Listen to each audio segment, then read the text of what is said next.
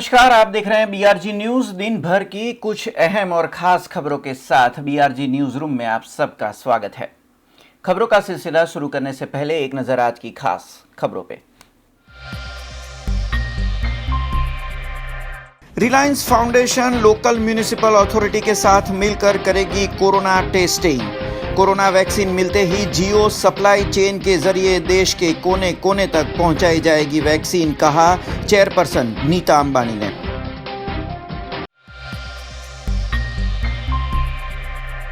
सिंधरोड bridge की हालत खस्ता, पैराफिट का हिस्सा टूटा जबकि दीवालों पर दिखी बड़ी दरारें। प्रशासन से जल्द मरम्मत की गुहार लगाते सामाजिक कार्यकर्ता।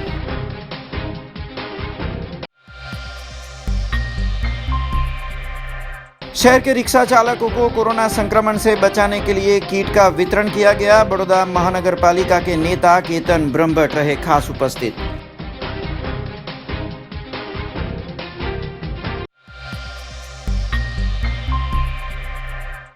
अब देखते हैं खबरें विस्तार से।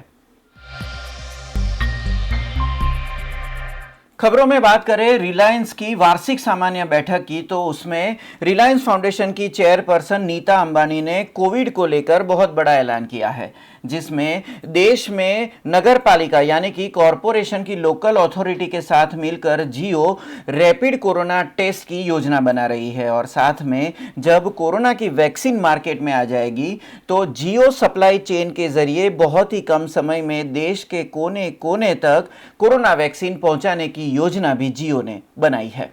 रिलायंस फाउंडेशन की चेयरपर्सन नीता अंबानी ने अपने पहले संबोधन में कोरोना वायरस की वैक्सीन को लेकर बड़ी बात कही। उन्होंने कहा कोरोना महामारी से जंग अभी बाकी है।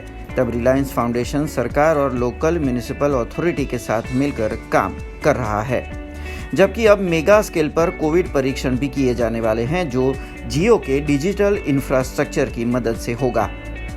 वहीं जब कोरोना वैक्सीन उपलब्ध होती है तब डिजिटल वितरण और आपूर्ति श्रृंखला का उपयोग करते हुए देश के हर एक कोने तक जियो की चेन के जरिए वैक्सीन पहुंचाए जाने की व्यवस्था की जाएगी, जिससे जल्द से जल्द नागरिकों तक सप्लाई चेन को सुचारू किया जाए और इस महामारी से लोगों को सुरक्षित किया जाए। Friends, the war against coronavirus is far from over. Reliance Foundation is gearing up to partner with the government and local municipalities for rapid mega-scale COVID testing across India with the help of Jio's digital infrastructure. And I can assure you, as soon as the corona vaccine becomes available, we will volunteer by using the same digital distribution and supply chain to ensure that the vaccine reaches every nook and corner of our country. For Mukesh and me, being of service to our nation has given us a deep sense of satisfaction.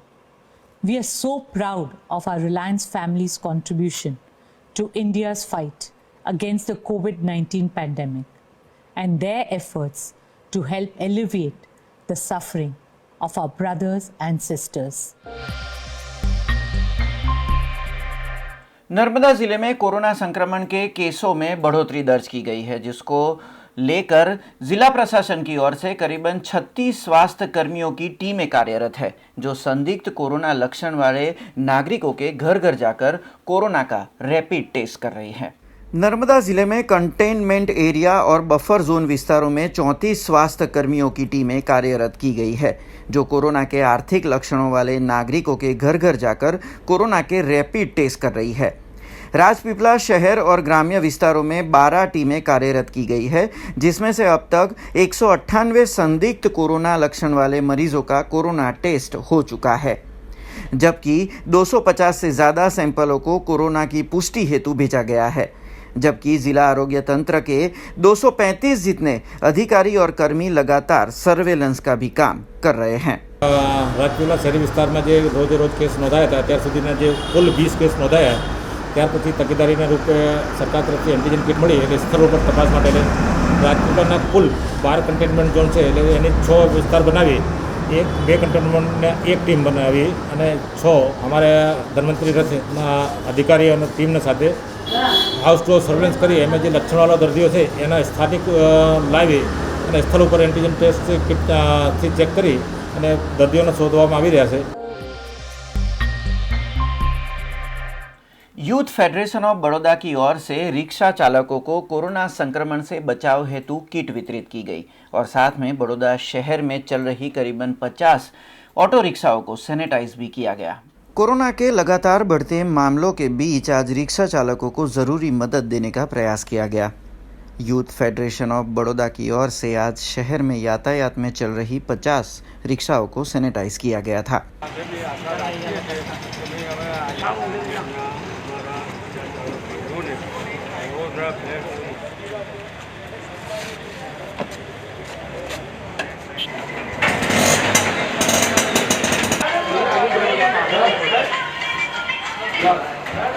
Baroda youth federation દ્વારા આજરોજ 50 જેટલા રિક્ષા ચાલકોને બોલાવીને તેમની રિક્ષા કે જે અત્યારે હાલમાં અનલોક 2 ચાલી રહ્યું છે, જેમાં વધારેમાં વધારે સંપર્કમાં આવનાર રિક્ષા ચાલકો બી હોય છે, તેમની ચિંતા કરીને અમે આજે વડોદરાના 50 જેટલા વિસ્તારમાં ફરતી 50 જેટલી રિક્ષાને સેનિટાઈઝ કરવાની સાથે સાથે કે કોરોનાથી બચવા જે 5 વસ્તુઓ મુખ્ય છે કે જે છે આપણે માસ્ક અવશ્ય પહેરવું જોઈએ. તો માસ્ક છે, હેન્ડ ગ્લોવ્સ છે, ઉકાળો છે, હોમિયોપેથિક દવા છે એવી અને સેનિટાઈઝર છે. આ 5 વસ્તુનું કીટ બનાવીને તમામ રિક્ષા ચાલકોને આપવામાં આવશે અને તેમને અપીલ કરવામાં આવશે કે અત્યારે કોરોના હજી જતો નથી રહ્યો. તો આપના માધ્યમથી હું તમામને અપીલ કરવા માંગીશ કે આપણે જરૂરિયાત હોય તો જ બહાર નીકળ્યું અને જો આપણાને કામ હોય તો આપણે જો બહાર નીકળીએ છીએ તો આપણે જરૂરી તમામ તકેદારી આપણે હાથ ધરીએ. जबकि रिक्शा चालकों को कोरोना संक्रमण से बचाव के साधनों की किट दी गई. बड़ौदा महानगर पालिका के नेता केतन ब्रह्मभट्ट की उपस्थिति में ये कार्य आज किया गया. मास्क, हैंड सैनिटाइजर, आयुर्वेदिक काढ़े समेत होम्योपैथिक दवाइयों का भी वितरण किया गया था.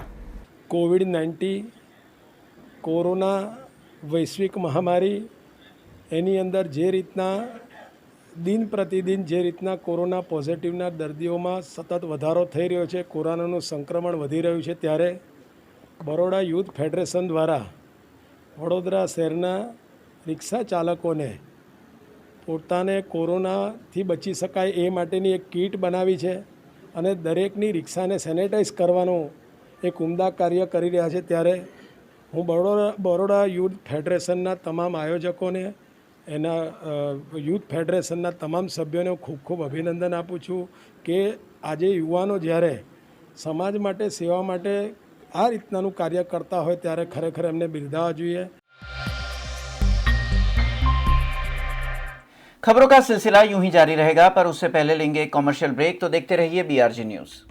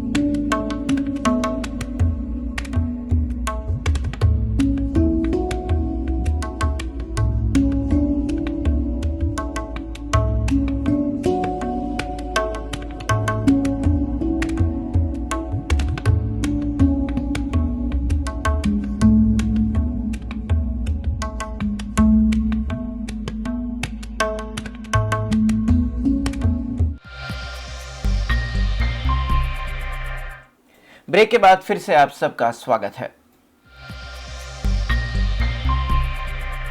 कोरोना काल में भीड़भाड़ वाली जगहों पर संक्रमण फैलने का ज्यादा खतरा रहता है. तब बड़ौदा शहर में खंडेराव मार्केट की बात करें तो वहां पे व्यापारी और खरीदारों के बीच सोशल डिस्टेंसिंग का अभाव देखा गया.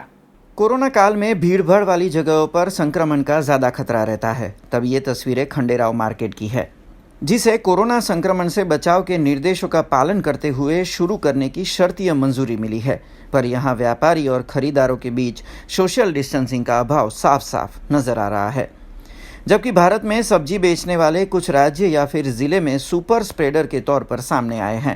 तब खंडेराव मार्केट समेत बड़ौदा की भीड़भाड़ वाली जगहों पर कोरोना से बचाव के निर्देशों का पालन किया जाए, ऐसी मांग उठी है। जबकि पालिका प्रशासन भी विशेष टीमों का गठन करके ऐसी जगहों पर निगरानी रखे, ऐसी भी मांग की गई है।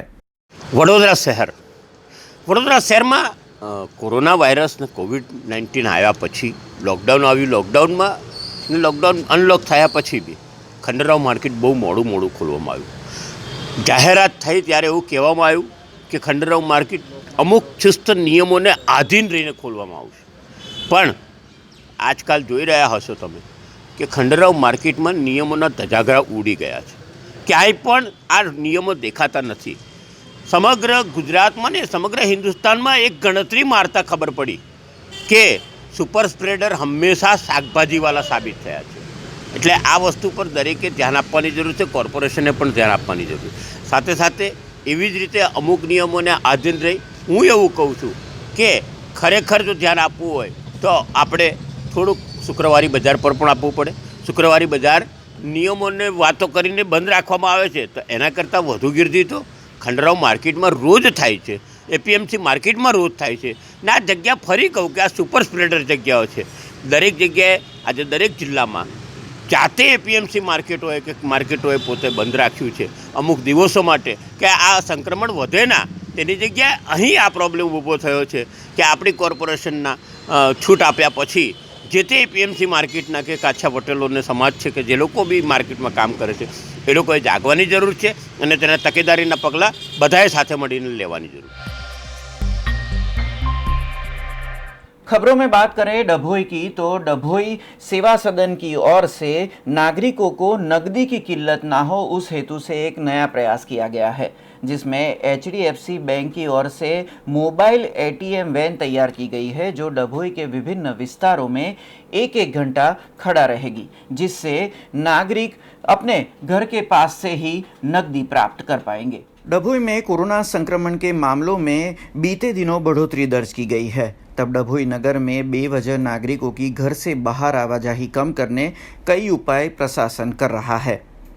तब नागरिकों को नकद की परेशानी न रहे और बैंक की ब्रांच में ज़्यादा भीड़ न हो, उस हेतु से HDFC बैंक ने डभोई में एक नया प्रयास किया है, जिसमें मोबाइल वान को बैंक की ओर से कार्यरत किया गया है, जो डभोई के विभिन्न विस्तारों में एक घंटा खड़ी रहेगी, जिससे नागरिक अपने घर के पास से ही नकदी प्राप्त कर पाएंगे।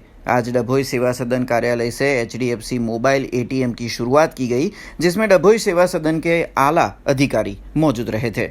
સાથે HDFC બેંક દ્વારા એક સુંદર અને પ્રશંસનીય પ્રયાસ કરવામાં આવ્યો છે.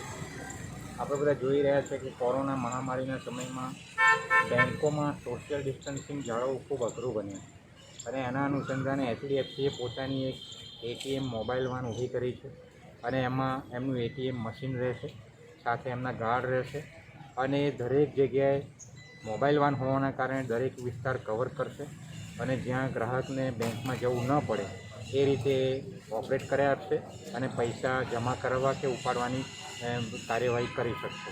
મહત્ત્વની વાત એ છે કે મેં બેંકને પૂછ્યું HDFCને એ રીતે દરેક બેંકોના કાર્ડ આમાં ઓપરેટ થઈ શકશે. એટલે માની લો કે નેશનલાઇઝ બેંક SBI કે BOBમાં ખાતા હોય એ અરજદાર અથવા એ વ્યક્તિ પણ એ બેંક કે ખાતામાંથી પૈસા ઉપાડી શકશે. એટલે આ ખૂબ સુંદર પ્રયાસ કરવામાં આવ્યો છે HDFC બેંક દ્વારા. અમે આ તબક્કે વહીવટીતંત્ર HDFCના પ્રયાસને બિરદાવીએ છીએ અને જાહેર જનતાને આ તબક્કે હું અપીલ કરું છું, વિનંતી કરું છું કે આ મોબાઈલ વાનનો મહત્તમ સંખ્યામાં ઉપયોગ કરે. बड़ौदा शहर के पास सिंदरोड ब्रिज आया हुआ है, जिसकी हालत खस्ता हो गई है। पैराफिट टूटी हुई है और दीवालों पर बड़ी बड़ी दरारें हैं, जिसका खुलासा सामाजिक कार्यकर्ता ने किया है। बड़ौदा को उमेटा और आनंद से जोड़ने वाला ये सिंदरोड ब्रिज है, जो महिसागर नदी पर यातायात हेतु बनाया गया है। दिन भर में कई वाहनों की आवाजाही के बीच इसकी खस्ता हालत की तस्वीरें सामने आई है। ब्रिज की पैराफिट का हिस्सा टूटा हुआ है और दीवालों पर भी बड़ी बड़ी दरारें पड़ गई है। ये खुलासा सामाजिक कार्यकर्ता अतुल गामेची ने किया है। एक मुख्य ब्रिज माना जाता सिंदरोड ब्रिज, जो आवाजाही समेत सैलानियों के लिए भी पसंदीदा जगह है, तब ब्रिज की खस्ता हालत पे प्रशासन को जगाने आज अतुल गामेची ने एक प्रयास किया था और ब्रिज पे आवाजाही करते नागरिकों की जीवन सुरक्षा हेतु प्रशासन जल्द ब्रिज की मरम्मत करवाए ऐसी मांग की थी। મહીસાગર નદી સિંધરોડ પાસે આવેલ બ્રિજ છે। આ બ્રિજ વર્ષો જૂનો બ્રિજ છે। આ બ્રિજની હાલત આજે દયનીય કથળેલી હાલત છે। આ બ્રિજ પર જે રોડ છે રોડ પર પણ ઘણા ખાડા ખબૂચરા છે। સાથે આ મહીસાગર નદી જે સિંધરોડ પાસે આવેલી એના બ્રિજને જોશો તો આ બ્રિજની જે પેરાફીટ છે આ પેરાફીટો તમામ તૂટેલી હાલતમાં છે। ઉપરથી તમે હાથ મારો છો તો સિમેન્ટના ટુકડા ટુકડા નીકળે છે। સાથે જે વચ્ચે ઢીંગલીઓ છે ઢીંગલીઓમાં પણ તિરાડ પડી ગઈ છે। સાથે હવે ચોમાસું છે, ચોમાસાનો વરસાદના પાણી પડશે, વરસાદના પાણી સીધા અંદર જશે, ઢીંગલીઓ પર અસર કરશે। આ રોડ એવો છે કે સતત રોજ હજારો ગાડીઓ અહીંથી અવર જવર કરી રહી છે।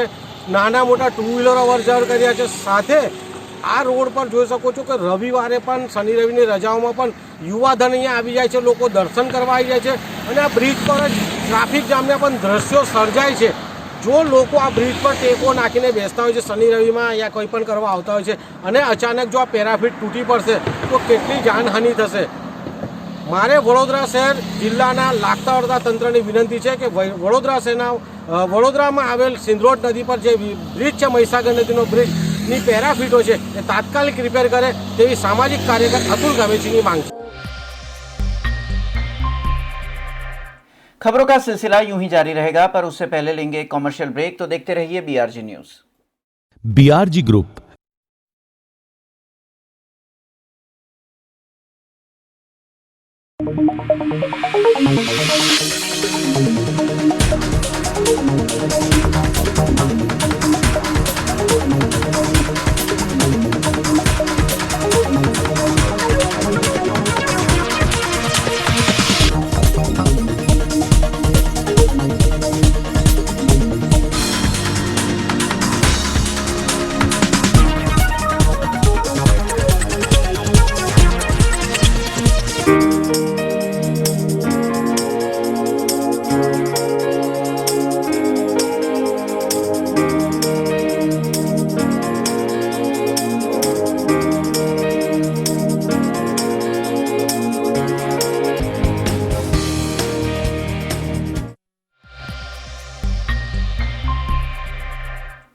ब्रेक के बाद फिर से आप सबका स्वागत है।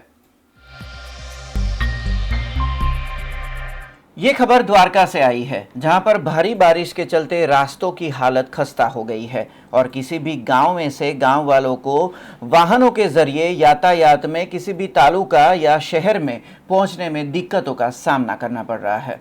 भारी बारिश से रास्ते धुल जाने और रास्तों पे पानी के चलते वाहन चालकों को हो रही परेशानियों की तस्वीरें द्वारका से आई है। भिन्न छोटे गांवों से भानवड़ तालुका तक पहुंचने में गांव वासियों को इन उबड़ खाबड़ और पानी से भरे रास्तों से गुजरना पड़ रहा है।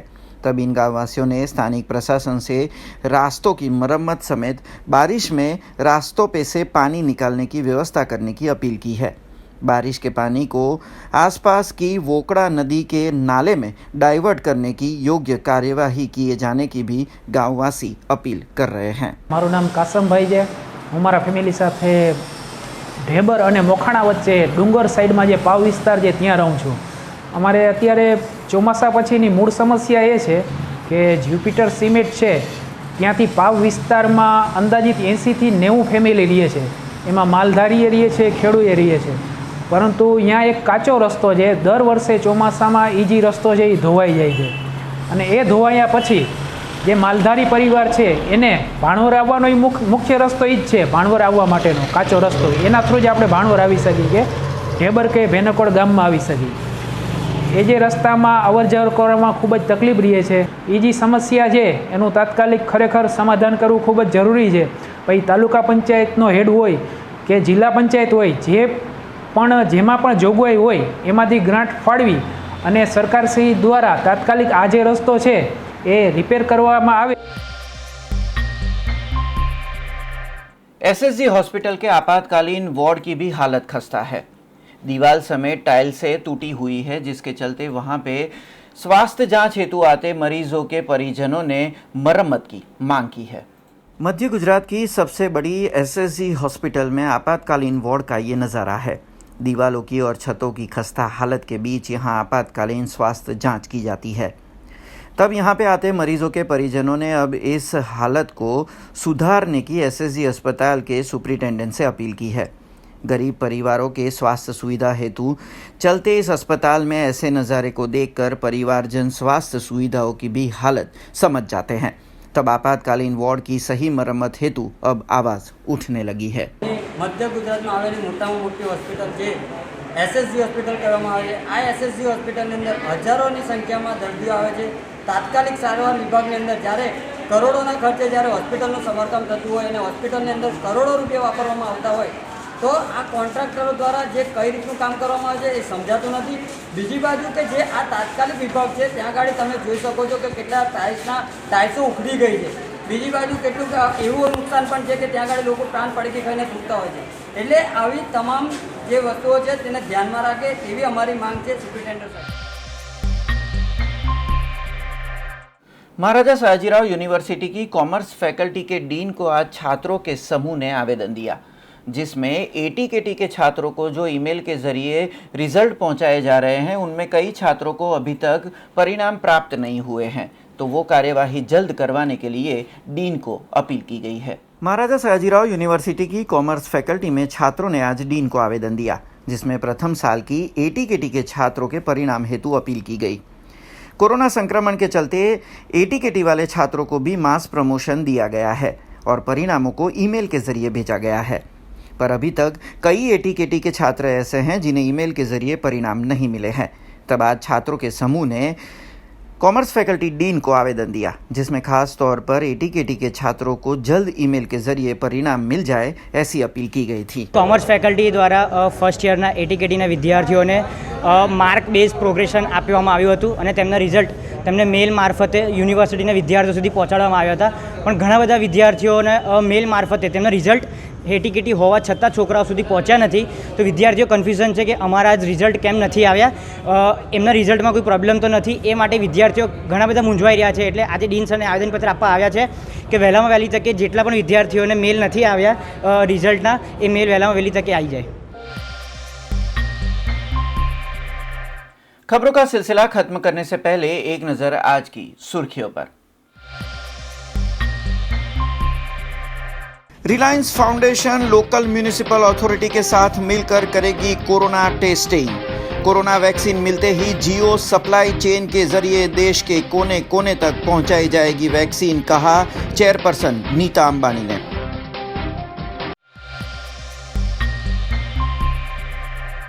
सिंधरोड ब्रिज की हालत खस्ता, पैराफिट का हिस्सा टूटा जबकि दीवालों पर दिखी बड़ी दरारें। प्रशासन से जल्द मरम्मत की गुहार लगाते सामाजिक कार्यकर्ता।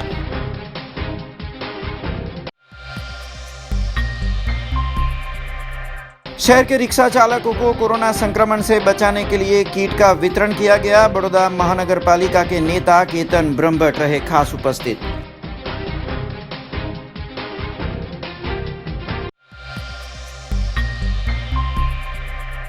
ये थी अब तक की खबरें। कल नई खबरों के साथ फिर से उपस्थित होंगे, तब तक बीआरजी न्यूज की पूरी टीम को इजाजत दीजिए। नमस्कार।